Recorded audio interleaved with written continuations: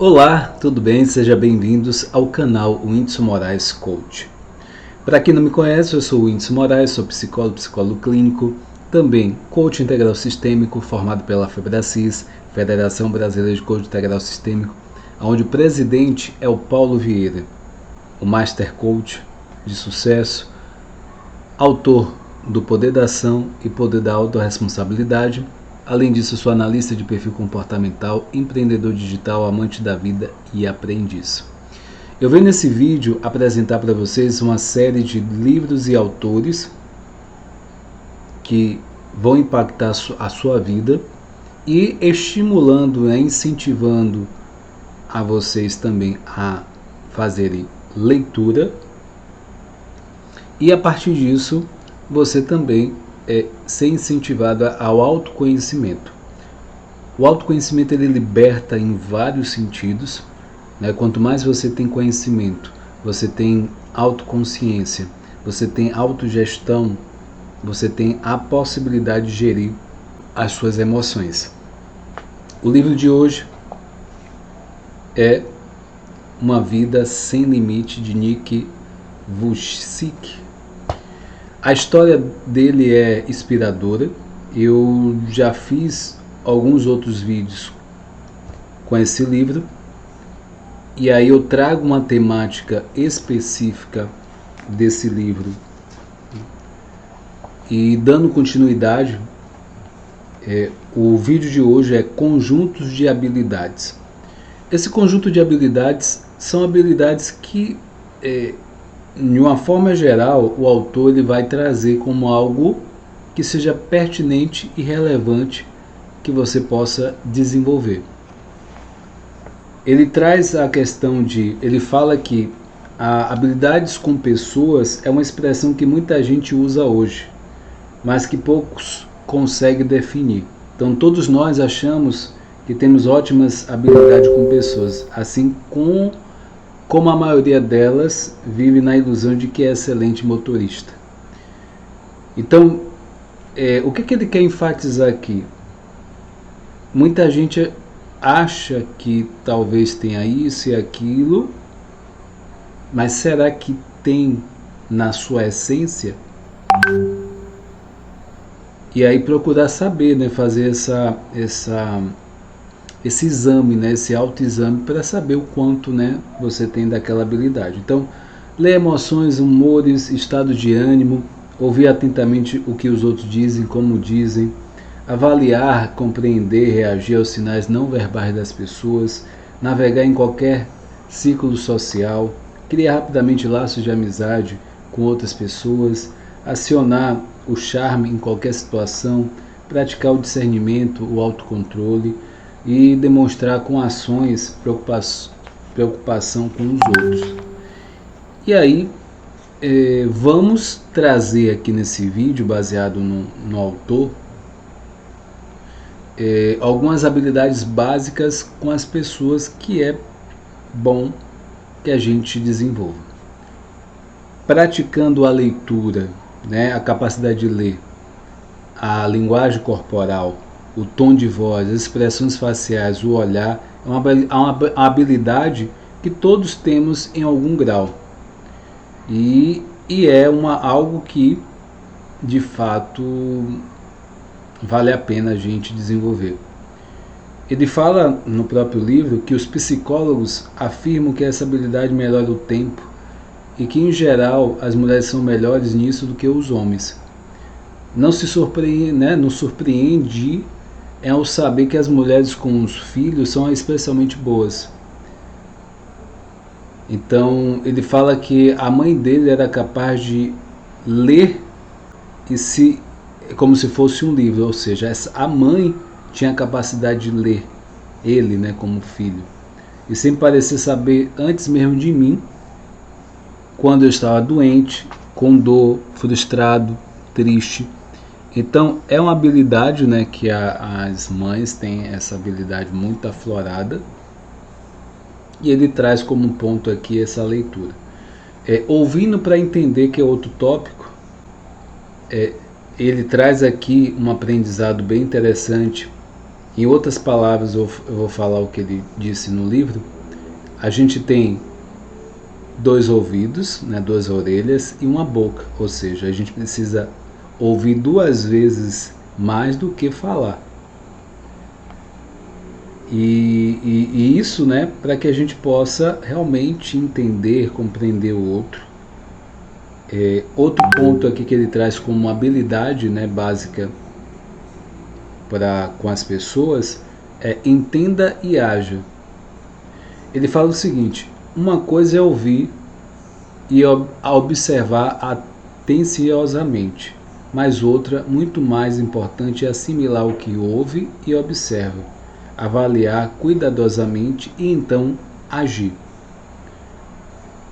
As pessoas que fazem isso tendem a ter os melhores relacionamentos e alcançar maiores conquistas profissionais. Um outro ponto que ele traz aqui é ganhando a plateia. O que ele está chamando ganhando a plateia? É saber como agir adequadamente, como se encaixar, ele fala, seja igreja, um clube, um piquenique, no trabalho, né, em um jantar. É preciso que você tenha isso em mente, né? Você ganhar a plateia, as pessoas que estão ali no momento que você está interagindo. Outro ponto, outra habilidade é a habilidade de criar laços. Ele fala o seguinte: criamos laços com as pessoas não apenas por meio de palavras, mas também por meio de nossas expressões, nossas linguagem corporal, inclusive a maneira como nos posicionamos em relação aos outros.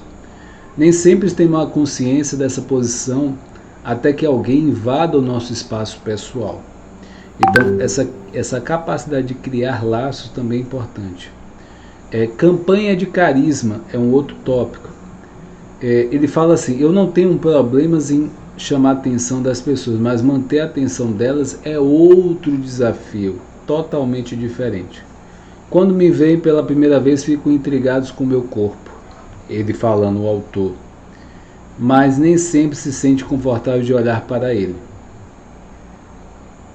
E aí ele traz a experiência, né? Com criança e adolescente faço piadas com expressões como me dar uma mão. Quando quero dizer que paguei caro por alguma coisa, em vez de usar a expressão paguei os olhos da cara. E ele vai fazendo isso, né? Então ele vai construindo esse carisma. Outro ponto é a unidade tática. Todos nós temos a tendência de achar que somos delicados e atenciosos com as outras pessoas, mas sei que muitas vezes isso fica aquém das expectativas. Outro ponto é fale menos e faça mais. Quem já ouviu essa frase? Todos conhecemos histórias sobre gente que fala e nada faz. Você pode ser um ótimo ouvinte, uma pessoa solidária, charmosa, cheia de tato, empatia, mas se não estender a mão para agir e ajudar outras pessoas quando a situação exigir, então todas as suas habilidades não farão sentido. Outro ponto é sintonizando. Para se tornar perito nas habilidades com pessoas, você deve deixar de lado seus próprios interesses, preocupações, colocar em primeiro plano aquelas que estão ao seu redor. Outro ponto é dando uma mãozinha. Há ainda outro tipo de habilidade com pessoas que muitas vezes é desdenhado ou desprezado, segundo o autor, mas que conheço bem de perto. A disposição e humildade para pedir ajuda em momentos de necessidade. Jesus, filho de Deus, raramente andava sozinho. Em geral, estava acompanhado de um ou mais discípulos. É sinal de... você jamais deve se sentir sozinho. Pedir ajuda não é sinal de fraqueza, é sinal de força. E aí o autor, né, aqui do livro, ele traz. A Bíblia diz: pede e serás dado. Buscai e encontrareis. Batei e vos será aberto. Porque todo aquele que pede, recebe. E o que busca, encontra. E a quem bate, abre-se. E outro tópico dentro dessa linha é ele fala o seguinte, né? Ele faz um trocadilho, né? Sem calças e sem fala.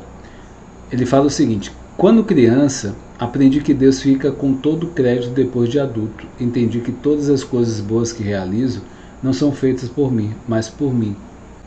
Parece que Deus acha que de vez em quando eu preciso de uma lição de humildade para nunca perder a habilidade de interagir e criar laços com outras pessoas. Às vezes essas lições são difíceis e às vezes são hilárias. Ele traz também outro tópico, colocando-se nas mãos dos outros. Ele fala assim: os cuidadores que tive ao longo dos anos foram incríveis. Para minha felicidade, continuaram meus amigos e fazem parte da minha vida mesmo depois de mudarem de emprego em busca de novos projetos. Quase todos eles começaram como amigos ou pessoas que conheci em minhas palestras e pregações. Há sempre um período de teste e de experiência que, em geral, é bastante divertido. Outro ponto bem interessante que ele traz: guias para a vida. Ele fala o seguinte: os relacionamentos com os nossos guias para a vida nem sempre são tranquilos. De vez em quando seus guias vão lhe dar um choque de realidade, um belo chute no traseiro, mas eles se importam muito com você, o suficiente para fazê-lo analisar seriamente como age, para onde vai, por que faz determinada coisa e o que fazer a seguir. Você quer pessoas assim na sua vida.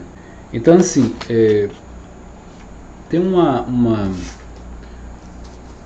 dizer, né, que fala assim: seus maiores inimigos são os seus maiores amigos. Por quê?